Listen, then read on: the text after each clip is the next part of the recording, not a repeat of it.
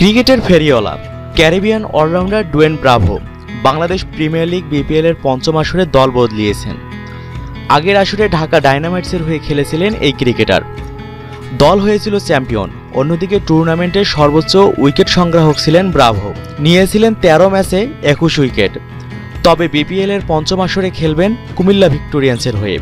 সারা দুনিয়ার ঘরোয়া লিগের অন্যতম চাহিদার ক্রিকেটার ব্রাভো। তবে বিপিএল এর পুরো সময় জুড়ে ব্রাভোকে পাবে না কমলা সুন্দরীর দল।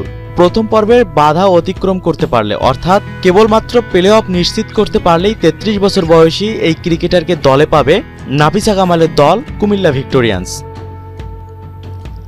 অন্যদিকে বিপিএল এর নতুন দল সুরমা সিক্সার্স সিলেট শুরুতে দল গোছাতে পিছিয়ে থাকলেও এখন কিছুটা এগিয়ে এসেছে।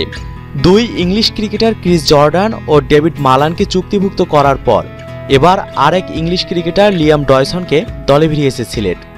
উল্লেখ্য, এবারের আসরে সিলেটের আইকন ক্রিকেটার সাব্বির রহমান।